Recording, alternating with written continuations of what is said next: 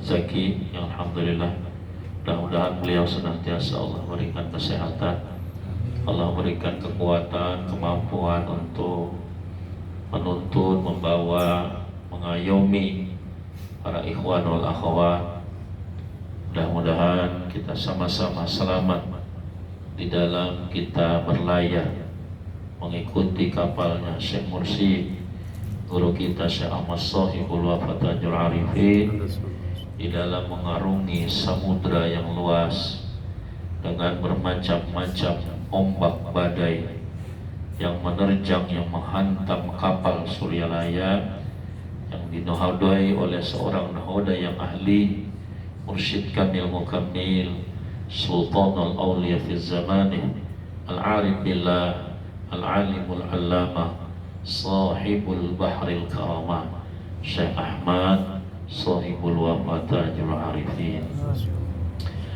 Alhamdulillah, mari kita panjatkan puji syukur kehadrat Allah Subhanahu wa Ta'ala pada kesempatan yang penuh berkah. Pada sore hari ini kami dari rombongan Kefri atau Batam yang dipimpin oleh Bapak Haji Ruslan dari Singapura. Alhamdulillah kami bisa bersilaturahmi kepada Bapak Ibu ikhwan wal akhwat yang ada di Perlis dan yang ada di tempat ya di Inabah. Alhamdulillah kami bisa bersilaturahmi ke sini ini semata-mata karena berkah karamah daripada Syekh Mursyid dan melalui wasilah daripada Tuan Haji dari Singapura, siapa? Tuan Haji Ruslan, mohon maaf saya lupa terus. Jadi saya dari Kalimantan yang cukup jauh bisa bersilaturahmi ke Malaysia karena memang kita satu rumpun, itu Borneo, Kalimantan, dan kita berada di Kalimantan Tengah. Pada beberapa hari lepas kita bersilaturahmi kepada ikhwan-ikhwan yang ada di Batam dan sudah lama diprogram oleh Bapak Haji Ruslan dan ikhwan yang ada di Batam agar kita bisa bersilaturahmi kepada ikhwan-ikhwan wal akhwat yang ada di Malaysia, khususnya daerah Kedah dan sekitarnya. Maka alhamdulillah pada beberapa hari lepas kami sudah bisa bertemu, berkumpul, bersilaturahmi, dan kami banyak mendengar, melihat, dan beberapa pelajaran yang perlu kami ambil bisa kita bawa untuk pengembangan TKN Pondok Pesantren Suryalaya, khususnya kami Kefri dan juga kami yang berada di Pulau Kalimantan. Selama berada di tempat Pak Guru, kita banyak tafakur, banyak merenung, dan mudah-mudahan bukan hanya sekedar hayalan, tetapi mudah-mudahan apa yang telah beliau contohkan mudah-mudahan bisa menjadi satu kenyataan untuk dalam tujuan semata-mata membawa misi Thariqah Qadiriyah Naqsyabandiyah Pondok Pesantren Suryalaya Tasikmalaya. Bapak Ibu ikhwanul akhwat yang dirahmati Allah, alhamdulillah mari kita panjatkan puji syukur kehadirat Allah Subhanahu wa Ta'ala. Pada saat ini kita masih diberikan Allah kesehatan, masih diberikan Allah kesempatan untuk menghirup udara segar dalam kehidupan dunia ini. Artinya bahwa Allah masih memberikan kita nikmat umur, dan juga kita bersyukur kepada Allah Subhanahu wa Ta'ala. Pada detik ini Allah memberikan hidayah serta taufiknya sehingga kita diberikan kekuatan, kemampuan untuk bisa bersama-sama melangkahkan kaki, meluangkan waktu meninggalkan sesaat kesenangan, kesibukan dan kelezatan duniawi kita masing-masing dengan kita bersama-sama duduk di majelis yang mulia ini, sama-sama niat kita untuk belajar mengikuti tuntunan bimbingan daripada Syekh Mursyid, guru kita Syekh Ahmad Shahibul Wafa Tajul Arifin. Maka ini satu anugerah yang besar, di mana ketika kita diberikan Allah kekuatan, kemampuan untuk menggunakan nikmat umur yang mahal harganya ini dengan kita isi perkara-perkara yang bernilai ibadah di sisi Allah Subhanahu wa taala. Nikmat bukanlah hanya sekedar kesenangan-kesenangan duniawiya, bukan hanya ringgit, bukan hanya rupiah, dolar, hanya kesenangan-kesenangan duniawiya, tetapi hakikat nikmat yang mahal, di mana kita mampu diberikan Allah hidayah serta taufiknya, kekuatan untuk bisa bersama-sama menggunakan umur untuk ibadah kepada Allah Subhanahu wa taala. Maka Bapak Ibu yang dirahmati Allah, kita duduk pada majelis manakib ini, duduk kita ini satu duduk yang istimewa, karena kita menghadiri manakib ini tidaklah seperti dahulu kita sebelum mendapat talqin daripada mursyid. Mungkin dahulu Bapak Ibu kita juga pernah mungkin melakukan pembacaan manakib, baik manakib siapapun para kekasih Allah, tetapi manakib kita dahulu dengan setelah kita dapat talqin, nilai pembacaan, nilai peringatan manakibnya tidak sama. Kalau dulu mungkin kita membaca manakib karena qabul hajat, ya Allah, seandainya anakku nanti sembuh dari sakit, atau seandainya anakku lulus sekolah dengan nilai yang bagus, aku akan membaca manakib, atau apapun lah. Maka ketika nadarnya Allah kabulkan, maka dia akan membaca manakib, karena menjadi wajib, perkara yang sunnah. Ketika kita niatkan nadar, maka hukumnya dia menjadi wajib. Tapi Bapak Ibu, umat Islam ini kadang suka bernazar, padahal ulama fikih menghukumkan makruh terlalu banyak bernazar. Kenapa kata ulama fikih makruh?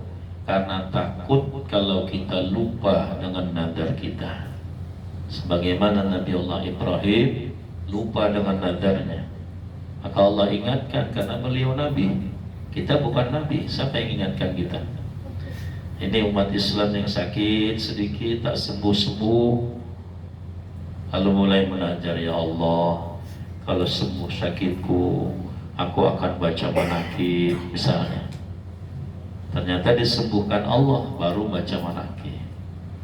Bapak Ibu, baca manakib ketika dia disembuhkan Allah, ini karena cinta kepada wali Allah, apa karena mengambil keuntungan dengan karomahnya wali?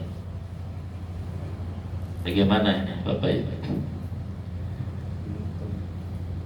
Dia hanya mengambil keuntungan dengan karomahnya wali Allah. Ini kita dulu sebelum ditalqin. Setelah kita bertemu dengan seorang mursyid, kita baca manakib, mau dapat nikmat, mau sembuh dari sakit atau tidak dapat nikmat atau tidak, tetap istiqamah. Inilah mahabbahnya pada kekasih Allah. Kalau dulu kita orang saja yang berkata dia itu pencinta wali, setiap qabul hajat pasti melaksanakan manakibnya wali, itu orang yang berkata. Tapi Allah menilainya tidak seperti itu. Dia tidak pencinta kepada wali, tapi mengambil keuntungan dengan kemuliaan seorang wali Allah Subhanahu wa ta'ala. Maka kita setelah mendapat talqin, mau tidak mau, senang atau tidak senang oleh nafsu kita, maka manakib ini sudah menjadi satu bagian daripada Thariqah Qadiriyah wa Naqsyabandiyah, pondok pesantren Suryalaya. Walaupun yang hadir 5 orang jalan, walaupun hanya dengan suami istrinya istiqomah manakib, Allah tidak melihat banyaknya. Satu majelis Allah tidak menilai dari banyaknya majelis itu, tapi Allah menilai daripada istiqomahnya. Kita dalam thariqah ini Bapak Ibu bukan banyak-banyakan, bukan senang-senang, bukan apa berame-rame, bukan ikut-ikutan, tapi kita ini tuntunan. Manakib ini bagian daripada tuntunannya mursyid, tuntunannya kekasih Allah yang telah mendapat izin dari Rasulullah membimbing rohani umat. Bapak Ibu, jumpa manusia seperti itu akhir zaman sulit. Orang menjadi wali saja susah. Bapak Ibu, ini kita diproses apa? Dibimbing apa? Sudah berapa puluh tahun kita dengan bimbingan kekasih Allah di dalam perjalanan seorang salik untuk mencapai sufi. Dalam rangka proses tahapan perjalanan sufi ada 3 tingkatan: takhalli, tahalli, tajalli. Sekarang kita sampai mana sudah? Ini dididik oleh kekasih Allah, dibimbing oleh beliau. Bagaimana lagi orang yang tak punya guru? Bagaimana orang yang tidak punya mursyid? Dia mudzabdzabin, rohaninya gentayangan. Ngamalkan ini kira-kira, ngamalkan ini kira-kira. Maksud saya paham Pak, kira-kira. Kira-kira bagus, kira-kira ini bisa usul kepada Allah, kira-kira ini bisa membersihkan qalbu, itu kira-kira semua. Tapi kalau seorang mursyid memberikan ini, beliau sudah membuat studi banding, dia sudah tajribah menguji amalan ini yang mempercepat agar muridku bisa usul kepada Allah. Takhalli, bersih qalbunya, baru tahalli, diganti dengan sifat yang terpuji, baru dia tajalli, terpesona di tengah jagat raya Allah. Subhanalladzi ma khalaqta hadza batila. Maha suci Engkau ya Allah, baik dan buruk apapun kejadian, ternyata semuanya Allah lah aktor di belakangnya. Dia terpesona, tidak lagi saling cela, tidak lagi saling caci maki, tidak lagi saling menghujat. Terpesona. Tapi kita belum mampu sampai ke sana, maka kita masih bisa marah, kita masih bisa adu ilmu, adu apa namanya kalau bahasa Indonesia, adu argumen. Apa argumen itu? Saling bahas, debat. Itu kita. Maka apa kalau apa tidak Abah senyum. Tapi ya itulah kelas kita Bapak Ibu. Tidak bisa kita paksakan harus seperti apa. Kok seperti apa, diam aja. Ternyata penakut. Dia diam aja. Oh, ini kejadian Iwan seperti ini, tahammul macam-macam. Ada yang seperti ini. Aku diam aja seperti apa. Ternyata pengecut. Tidak berani mengingatkan. Qulil haqqa walau kana murra. Tidak berani mengatakan yang hak itu hak, yang batil itu batil. Nah ini Bapak Ibu yang dirahmati Allah, menjadi wali saja kita susah, sulit. Ini sudah berapa puluh tahun kita berzikir. Karena Bapak Ibu, orang untuk menjadi wali Allah tidak bisa terkecuali hanya dengan 2 jalan. Ini bukan pendapat kita. Syekh Abdul Qadir Al-Jilani qaddasallahu sirrah, di dalam kitab karangan asli dari beliau, kitab Al-Ghunyah, orang untuk bisa mencapai kedudukan maqam wali Allah, kata beliau, hanya melalui 2 jalan.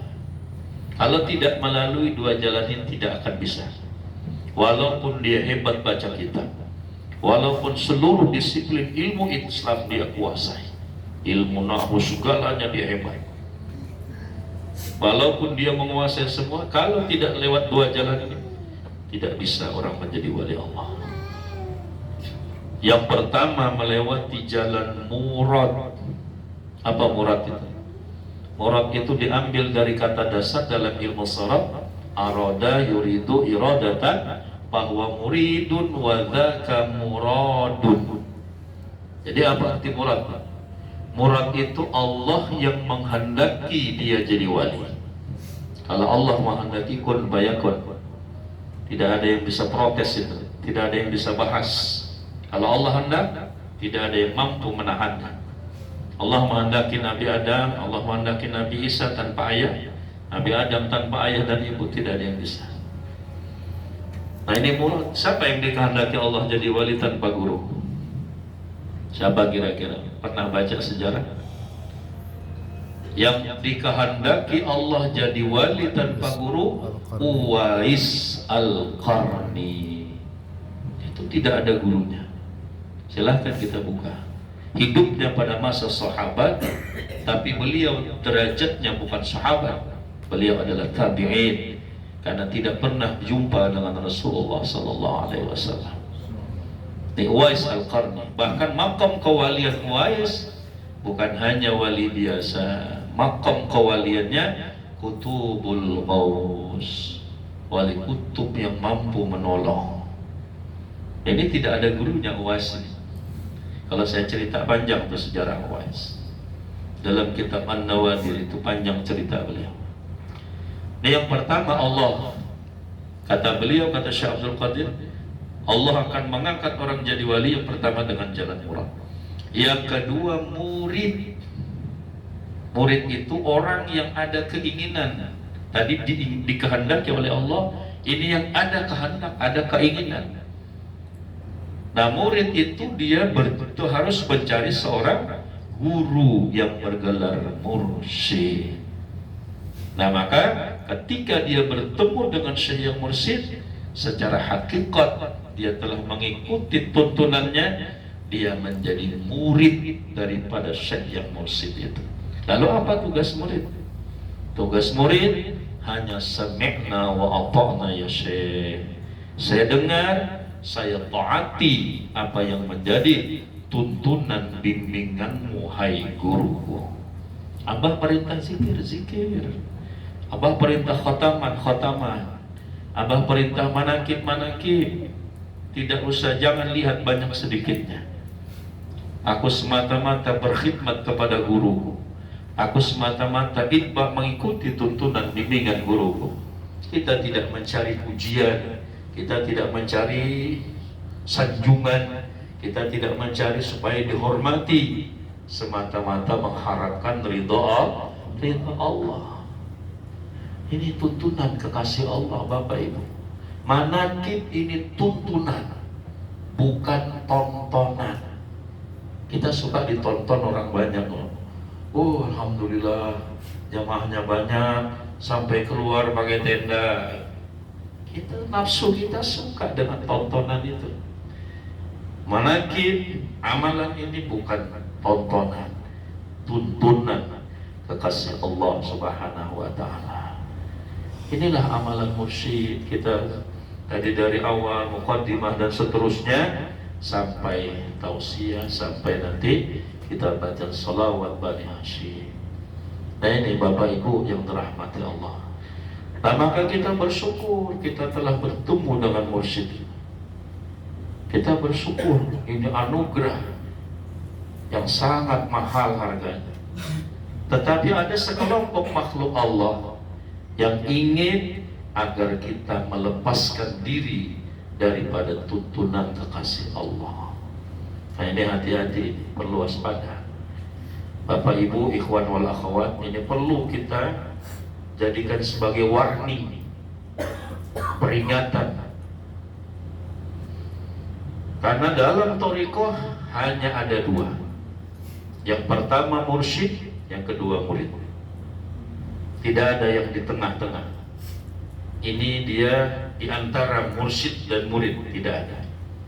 Wakil talqin dia bukan mursyid, kedudukannya sama murid seperti bapak ibu, tidak ada bedanya. Cuma dia hanya dapat tugas, dapat izin untuk membukakan nur daripada mursyid, sehingga membagi nur itu kepada orang yang menginginkan nur itu tadi. Karena yang memiliki nur itu syekh mursyid, yang mengambil nur itu dari syekh yang terdahulu. Yattaqiluna min sulbi tahir ila sulbi tahir. Dalam kitab Syamtud Durar, masyhur kalau di Kalimantan, Maulid Al-Habsyi, karangan Syekh Muhammad sampai itu Al-Habsyi, ujung nama beliau. Itu nur Nabi itu berpindah-pindah dari sulbi orang yang mulia sampai kepada sulbi mursyid akhir zaman. Maka kita mengambil nur itu dari beliau. Wakil talqin tukang bukakan. Wakil talqin tidak memiliki apa-apa, tidak memiliki nur. Hati-hati Bapak Ibu, jangan sampai ada i'tiqad para ikhwan wakil talqin ini di depan Abah untuk mempercepat saya kepada Allah. Itu satu suul adab, penyimpangan rohani. Karena menyimpang itu ada dua, ada menyimpang daripada secara lahiriah, ada menyimpang batiniah. Ini bahaya. Saya pernah jumpa orang yang seperti itu di Kalimantan Timur. Ada lagi di Kalimantan Tengah, Palangkaraya, Kalimantan Timur, Samarinda.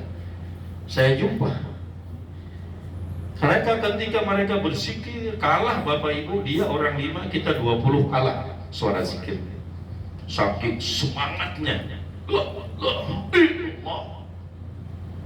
semangat luar biasa. Dia orang 5, kita 20 kalah. Nanti ketika setelah selesai zikir, dia tanya, kamu tadi duduk di langit yang keberapa? Ada enggak yang di sini sampai duduk di langit berzikir? Lalu kawannya berkata, aku duduk di langit keempat. Oh iya, saya lihat tadi kamu di situ, aku di langit kelima. Ada enggak Bapak Ibu yang berzikir sampai seperti itu? Kalau ada malah asik. Kenapa? Karena nafsunya suka dengan itu. Allah tidak suka. Tarekat bukan tujuan duduk di mana, duduk di udara, duduk di daun pisang, duduk di pohon kelapa, duduk di air, nyebrang, itu lain tarekat. Itu sihir, itu hijab, mungkin istidraj. Tarekat bukan cari keanehan-keanehan, itu bukan tarekat. Hati-hati, tarekat ini bisa menyimpang kalau tujuan asas di dalam amalia bukan dilandasi dengan ilahi anta maksudi waradaka Allah. Dia pasti jadi sihir. Tarekat bisa jadi sihir. Mana buktinya? Saya pernah jumpa. Artinya adu ilmu. Ini bapak, dia sakit, lalu carilah guru mursyid tarekat. Lalu dia berzikir dipimpin oleh syekhnya, kamu nanti zikir dengan kalimat yang ini. Lalu tujuan zikir tadi untuk menyerang jin. Tahu yang jin? Pak Cirusa Taib. Menyerang itu pakar raib dulu. Menyerang raib yang ada di dalam dirinya, atau supaya melepaskan dirinya dari sihir. Lalu dia berzikir, la illallah, la illallah. Tapi tujuannya untuk perang dengan jin raib yang ada di dalam dirinya. Itu zikirnya jadi adu kesaktian, bukan zikir tarekat.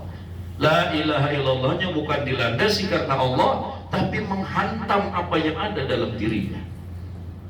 Paham maksud saya Bapak Ibu? Ya, hati-hati, hati-hati. Dan nanti lagi yang saya jumpa, mereka zikir khataman, ya latif, ya latif, ya latif. Ini membuang jin masuk dalam neraka. Ya latif, ya latif, ya latif, dilempari ke neraka.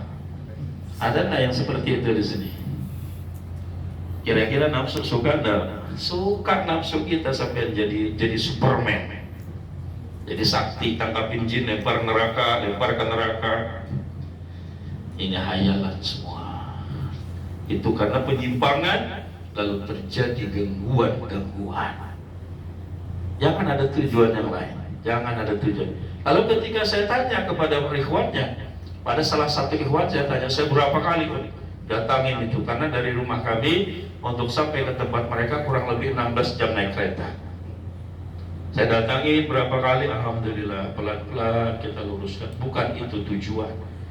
Bukan itu tujuan. Tujuan murni thariqah hanya mengharapkan ridha Allah. Bukan nangkapin jin, bukan duduk di langit keempat. Nah, setelah saya tanya apa masalah kalau seperti itu sampai terjadi, kata beliau, kata mereka, salah satu ikhwan yang mau membukakan rahasianya, dia menganggap di depan Abah Anom ada seseorang yang mempercepat mereka kepada Allah. Ini namanya penyimpangan secara rohani. Penyimpangan secara lahiriah, nama dalam amalan, nama Abah dirubah atau diganti dengan nama yang lain. Karena apa yang dalam Uqudul Jumat itu panduan tuntunan kekasih Allah, jangan dirubah-rubah. Karena Abah sudah pesan, apa yang dari Abah tidak boleh dirubah. Salah satu yang tidak boleh dirubah, wakil talqin jangan ditambah. Abah cukup 80 lebih sudah, jangan dirubah-rubah lagi. Karena semua tidak ada dalam thariqah, hanya dua, mursyid, murid. Tidak ada yang boleh mengganggu haknya. Masing-masing punya hak. Mursyid punya hak, kita murid punya hak. Janganlah mengambil hak orang lain. Mengangkat itu haknya mursyid, kita tidak punya hak. Kita sama-sama kedudukannya mau murid. Nah, ini kami ingatkan para ikhwan wal akhwat, hati-hati. Bermursyid itu anugerah, tapi hati-hati talbis di budaya iblis sangat kuat. Makanya Abah Sepuh mengingatkan dalam tanbih, hati-hati di budaya nafsu dan syaitan. Wallahu a'lam bishawab. Udah maghrib, mudah-mudahan ada manfaatnya. Mudah semua ikhwan wal akhwat yang ada di Verlis dan juga seluruhnya yang ada di negeri Kedah, mudah-mudahan Allah senantiasa berikan keistiqomahan dalam mengikuti tuntunan bimbingan Syekh Mursyid, guru kita Syekh Mursyid Pulau Batrajul Arifin. Saya mohon maaf kepada Sayyid Marudin. Saya mohon maaf kalau kami di Kalimantan, Sayyid ini Habib luar biasa. Kami ta'zim, karena saya dididik oleh kakek guru-guru saya. Karena kami alhamdulillah masih dari silsilah Syekh Muhammad Arsyad Al-Banjiri, seorang ulama besar ahli syariat di Kalimantan, guru syariat yang mengajarkan syariat yang bermazhab Imam Syafi'i rahimahullah. Itu saja, mohon maaf sekali lagi semua keluarga besar beliau dan semua ikhwan wal akhwat. Assalamualaikum warahmatullahi wabarakatuh.